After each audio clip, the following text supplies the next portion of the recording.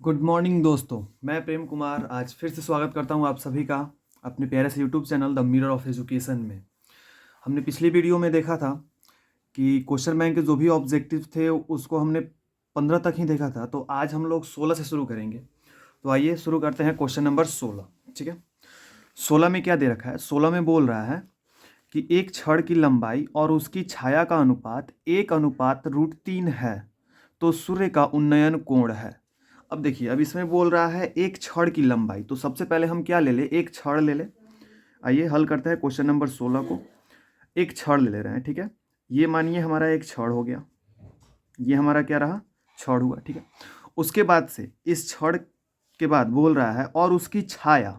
तो छाया देखिए, छाया किधर बनेगा? सूर्य अगर इधर रहेगा, ठीक है, सूर्य अगर इधर रहेगा, मान लीजिए सूर्य इधर रहेगा, तो इधर से लाइट जब पड़ेगा तो छाया इधर बनेगा। अगर सूर्य इधर होता तो छाया इधर बनता। तो मान लेते हैं हमारे पास सूर्य इधर है, इस साइड में है, ठीक है। तो लाइट इधर से पड़ेगा तो छाया किधर? ये छाया रहा, ये छड़ की क्या हो गई? छाया हो गई। अब आगे क्या बोल रहा है? बोल रहा है छड़ की लंबाई और उसकी छाया का अनुपात 1:√3 है। तो पहले क्या दिया है? छड़।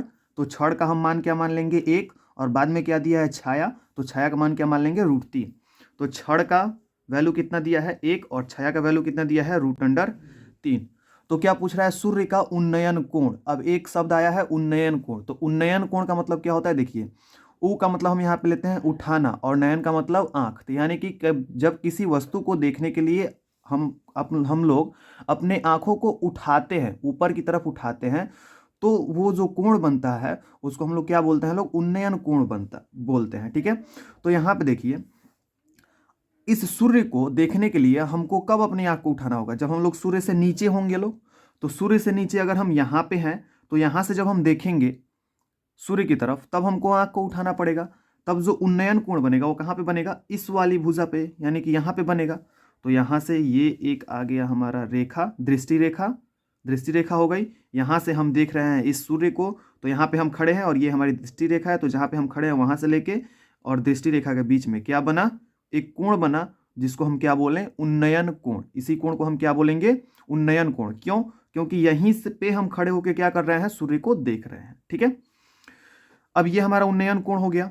अब हमको क्या पूछ रहा है? इसी कोण का मान पूछ रहा है। इसी कोण का मान पूछ रहा है, यानी कि थीटा का मान बताइए क्या होगा। तो देखिए, अब हम देख रहे हैं तो ये हमारा एक समकोण त्रिभुज बन गया। अब इस समकोण त्रिभुज जो बना, तो हम जानते हैं समकोण त्रिभुज में त्रिकोणमिति का यूज करते हैं। तो त्रिकोणमिति का यूज करेंगे। अब त्रिकोणमिति जब इसमें लगाएंगे तो हम जानते हैं इस वाले कोण के सामने वाले भुजा को हम क्या बोलते हैं? लंब। और जो ये वाली भुजा है उसको आधार बोलेंगे, और ये वाली भुजा को हम क्या बोलेंगे? कर्ण बोलते हैं। ये सभी को मालूम है, ठीक है। अब हम देख रहे हैं तो लंब का मान दिया है और आधार का मान दिया है। तो हम त्रिकोणमितीय अनुपात में ऐसे अनुपात को लेंगे जिसमें लंब और आधार दोनों यूज किए गए हों। तो लंब और आधार किस में यूज होते हैं? टैन थीटा में यूज होते हैं और कॉट थीटा में यूज होते हैं। तो हम दोनों में से कोई भी एक ले सकते हैं। तो आइए हम टैन थीटा को लेके बनाते हैं। तो टैन थीटा अगर देखें तो क्या होता है? लंब बट्टा में क्या आता है? आधार आता है। अब अगर हम टेन थीटा लंब बट्टा आधार, लंब का मान हमारे पास कितना है? 1। और आधार का मान कितना है? √3। रूट का 3 है। तो टेन थीटा बराबर 1/√3। और हम जानते हैं टेन थीटा में, टेन में 1/√3 किसके मान के बराबर होता है? तो टेन 30 डिग्री के मान के बराबर होता है। तो यहाँ पे हम क्या लिख देंगे? Ten 30 degree. तो टेन से टेन कैंसिल आउट हो जाएगा और थीटा का मान कितना आ गया? 30 डिग्री। तो इस तरह से जो हमारा उन्नयन कोण होगा वो कितने डिग्री पे होगा? 30 डिग्री पे होगा। तो आइए ऑप्शन में देख लेते हैं कि 30 डिग्री कहाँ पे दिया है। तो देख रहे हैं हमारा ऑप्शन नंबर ए में ही 30 डिग्री दिया है। तो इस तरह से हमारा जो ऑप्शन नंबर ए है वो क्या हो जाएगा? सही आंसर हो जाएगा, ठीक है। अब आइए क्वेश्चन नंबर 17 में देखते हैं। क्वेश्चन नंबर 17 क्या बोल रहा है? क्वेश्चन नंबर 17 में बोल रहा है मूल बिंदु से बिंदु आर, जिसका निर्देशांक दिया है -x, y की दूरी है। यानी कि बोल रहा है मूल बिंदु से बिंदु आर की दूरी क्या होगी। तो इसके लिए सबसे पहले हमको क्या मालूम होना चाहिए? कि दूरी सूत्र मालूम होना चाहिए, दूरी फॉर्मूला मालूम होना चाहिए कि हम किसी भी दो बिंदु दिया हो तो उसका दूरी कैसे निकालेंगे, ठीक है। तो आइए उसको देख लेते हैं पहले। तो याद रखिएगा, हमेशा याद रखिएगा, दूरी सूत्र। दूरी सूत्र, दूरी सूत्र क्या होता है? तो देखिए, अगर कहीं पे दो बिंदु दिए हुए हैं, ठीक है, कहीं पे भी दो बिंदु दिए हुए हैं, तो दूरी सूत्र होता है √में x2 - x1 का स्क्वायर प्लस में y2 माइनस, नहीं दिखाई दे रहा है, y2 माइनस y1 का स्क्वायर। ठीक है, ये होता है दूरी सूत्र। अब देखिए ये जो दूरी सूत्र है इसको हम लोग कैसे अप्लाई करेंगे, इसको हम लोग ऐसे भी याद रख सकते हैं, जो x दिया है x का वैल्यू को माइनस करेंगे, फिर उसका स्क्वायर, फिर y वाले को माइनस करके उसका स्क्वायर। अब ये सब काम किस में होता है, रूट में होते हैं। तो आइए देख लेते हैं अब क्वेश्चन में क्या दे रहा है, मूल बिंदु। तो सबसे पहले हम क्या देखेंगे, मूल बिंदु दिया हुआ है। तो हम जानते हैं मूल बिंदु का निर्देशांक क्या होता है, मूल बिंदु का निर्देशांक क्या होता है, मूल बिंदु का निर्देशांक होता है 0,0, यानी कि x वाला भी 0 रहता है और उसमें y वाला भी 0 रहता है। ठीक है, अब उसके बाद से क्या बोल रहा है, बिंदु r। अब एक बिंदु दिया है r जिसका निर्देशांक क्या दे रखा है, जिसका निर्देशांक दे रखा है माइनस का x और कॉमा में y, ये निर्देशांक है। तो पूछ रहा है बिंदु, मूल बिंदु से r बिंदु तक की दूरी क्या होगी। तो दूरी बोल रहा है तो हम क्या निकालेंगे, दूरी निकालेंगे। और दूरी निकालने के लिए हम सबसे पहले क्या करते हैं, दूरी सूत्र को लगाते हैं। तो दूरी सूत्र लगा लेते हैं, यहाँ पे इसी दूरी सूत्र लगाएंगे। अब दूरी सूत्र जब हम लगाने के लिए गए तो देखिए हमारे पास क्या आ रहा है, x2 आ रहा है और x1 आ रहा है, y2 आ रहा है और y1 आ रहा है। ठीक है, तो इसको देखिए, इसको हम लोग कैसे करेंगे, तो जो पहला बिंदु दिया है उसमें हम लोग मानेंगे x1 y1, इसको हम लोग मानेंगे x2 y2। और हम सभी जानते हैं जो पहला मान आता है, जो सबसे एक बिंदु के अंदर अगर जो पहला मान होता है वो x का मान होता है और जो बाद वाला मान होता है वो y का मान होता है। तो यहाँ पे हमको x1 x2 y1 y2 मालूम चल गया, तो हम वैल्यू रख देंगे। x2 के जगह पे कितना है माइनस एक्स, तो रख दिए माइनस एक्स, फिर माइनस का x1 के जगह पे कितना है 0, तो रख दिए 0 और इसका क्या करना है स्क्वायर, फिर प्लस का चिन्ह है तो प्लस दे दिए। उसके बाद से y2 के जगह पे कितना है y, तो रख दिए y माइनस y1 के जगह पे कितना है 0, तो रख दिए 0 और इसका स्क्वायर। ठीक है, अब इसको हल करेंगे तो माइनस का x का क्या हो जाएगा स्क्वायर, प्लस में यहाँ पे क्या आ जाएगा y का स्क्वायर। अब अगर वैसे ही हम करें तो माइनस का स्क्वायर माइनस x का स्क्वायर करेंगे तो क्या आएगा x स्क्वायर प्लस में y स्क्वायर, यानी कि ये माइनस है, जब माइनस गुना माइनस 2 बार स्क्वायर होगा तो क्या आ जाएगा, प्लस में आ जाएगा। तो हमारा आंसर क्या आएगा, x स्क्वायर प्लस में y स्क्वायर। अब हम देख लेते हैं ये जो ऑप्शन में कहाँ पे दिया हुआ है। ठीक है, तो हम देख रहे हैं ऑप्शन नंबर ए में दे रखा है root under x square plus का वाई स्क्वायर। तो इस तरह से हमारा ऑप्शन नंबर ए क्या हो जाएगा, सही आंसर हो जाएगा। ठीक है, अब आइए क्वेश्चन नंबर 18 को देखते हैं। क्वेश्चन नंबर 18 में क्या बोल रहा है, बिंदुओं P जिसका निर्देशांक दिया है 5,7 और Q जिसका निर्देशांक दिया है 8,11 के बीच की दूरी है। अब फिर यहाँ पे दूरी सूत्र लगाएंगे, बोल रहा है दूरी निकालना है। तो देखिए फिर यहाँ पे क्या लगाएंगे, दूरी सूत्र लगाएंगे। तो दूरी सूत्र लगाने से पहले जो बिंदु दिया है उसको लिख लेते हैं। क्वेश्चन नंबर 18 में एक बिंदु दिया है P जिसका निर्देशांक दिया है 5,7 और उसी के साथ एक बिंदु दिया है Q जिसका निर्देशांक दिया है 8,11, ये दिया है। तो सबसे पहले हम ये जानते हैं कि जो पहला मान होता है किसी भी बिंदु में, जो सबसे पहले लिखा होता है वो हमारा x का वैल्यू होता है और जो बाद में लिखा होता है वो हमारा y का वैल्यू होता है। जो सबसे पहले लिखा होता है वो हमारा x का वैल्यू होता है, जो बाद में लिखा होता है वो हमारा y का वैल्यू होता है। ये हम सभी को मालूम है। अब देखिए क्योंकि ये पहला बिंदु है इसीलिए इसमें x1 y1 मानेंगे, ये दूसरा बिंदु है इसलिए इसमें x2 और y2 मानेंगे। हो गया। अब दूरी सूत्र से लिखेंगे, दूरी सूत्र से। अब यहाँ पे दूरी सूत्र लगाएंगे तो दूरी सूत्र हम सभी जानते हैं क्या होता है, दूरी सूत्र होता है रूट अंडर का x2 माइनस का x1 का होल स्क्वायर प्लस में y2 माइनस का y1 का होल स्क्वायर, यही होता है दूरी सूत्र। अब रख देते हैं दूरी सूत्र पे।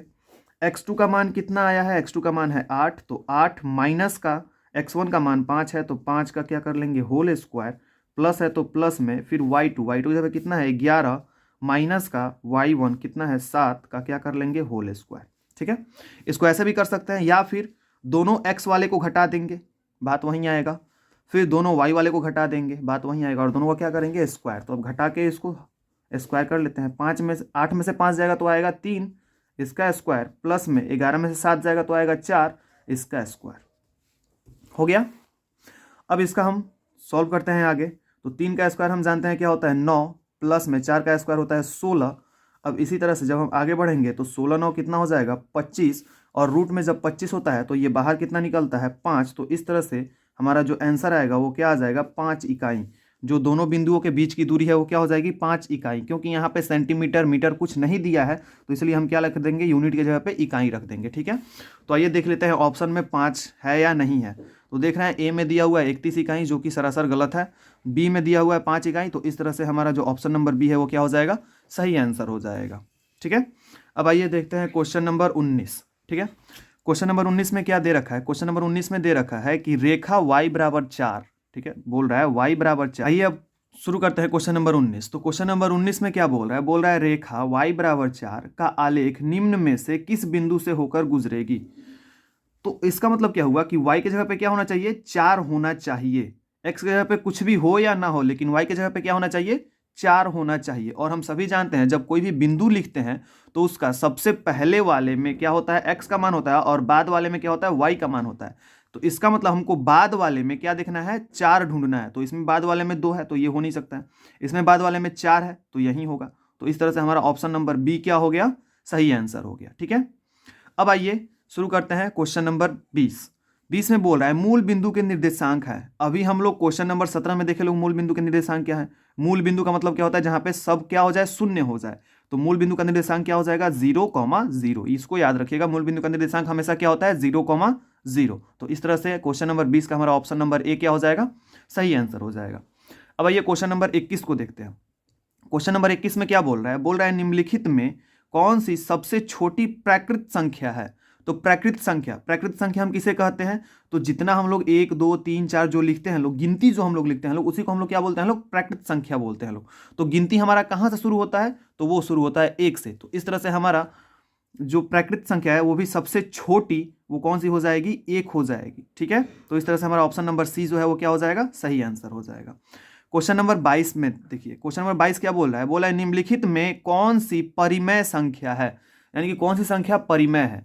तो हम जानते हैं परिमेय संख्या हम किसे कहते हैं, तो हम सभी जानते हैं कि परिमेय संख्या हम लोग उसको बोलते हैं जिसको हम लोग p/q के रूप में क्या कर सके, लिख सके, जहां पे q क्या नहीं होना चाहिए, 0 के बराबर नहीं होना चाहिए। ठीक है, तो उसको हम लोग परिमेय संख्या बोलते हैं। परिमेय संख्या बोलने का मतलब है कि कोई भी नंबर दिया हो तो उसको अगर हम बट्टा में लिख दें तो वो क्या हो जाएगा, परिमेय संख्या हो जाएगा। ठीक है, और अपरिमेय संख्या का मतलब क्या होता है कि जब कोई नंबर क्या आ जाए, रूट में आ जाए, ठीक है, तो वो क्या होता है, अपरिमेय संख्या होता है।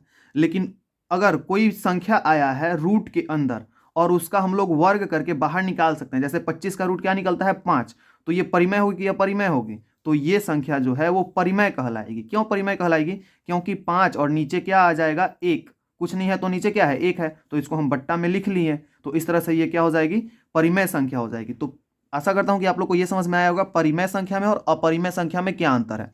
कोई भी संख्या अगर रूट में लिखी हुई है और उसको हम लोग रूट से बाहर नहीं निकाल पा रहे हैं तो उसको हम लोग अपरिमेय संख्या बोलेंगे, और कोई भी संख्या अगर रूट में लिखी हुई है और उसको हम लोग रूट से बाहर निकाल पा रहे हैं तो वो कौन सी संख्या हो जाएगी, परिमेय संख्या हो जाएगी। दूसरा बात कि परिमेय संख्या को हम हमेशा किस में लिखते हैं, p/q के रूप में लिखते हैं। नीचे वाला जो होता है वो हमेशा क्या होगा, वो कभी बराबर नहीं होगा, यानी कि वो 1 होगा, 2 होगा, 4 होगा, 5 होगा, 6 होगा, कुछ भी हो सकता है, लेकिन 0 नहीं हो सकता है। ठीक है, तो आइए इस क्वेश्चन में चेक करते हैं कि कौन सी संख्या जो है वो परिमेय संख्या है। तो बोल रहा है √25, तो √25 हम अभी देखे हैं कि √25 ही हमारा क्या है, परिमेय संख्या है। तो इस तरह से हमारा जो ऑप्शन नंबर ए क्या है वो सही आंसर हो जाएगा। अगर हम आगे बढ़े इसी ऑप्शन में, तो दिया हुआ है √5, तो √5 है, क्या उसको हम लोग रूट से बाहर निकाल पाते हैं, नहीं निकाल पाते हैं, रूट के अंडर में ही 5 रह जाता है, तो इसीलिए ये क्या हो जाएगी, अपरिमेय संख्या हो जाएगी। ऑप्शन नंबर सी में दे रखा है 1 में √2, तो √2 का भी बाहर नहीं निकल पाता है, तो इसमें भी क्या हो जाएगा, ये भी अपरिमेय संख्या हो जाएगा। और यहाँ पे √3 तो अपरिमेय संख्या है ही, प्लस में √3 भी अपरिमेय संख्या है, तो अपरिमेय संख्या और अपरिमेय संख्या का जोड़ भी क्या होगा, अपरिमेय संख्या ही होगा। तो इस तरह से बाकी सारे ऑप्शन हमारे क्या है, अपरिमेय संख्या है, सिवाय किसके, ऑप्शन नंबर ए के। तो इस तरह से हमारा ऑप्शन नंबर ए क्या हो जाएगा, सही आंसर हो जाएगा। ठीक है।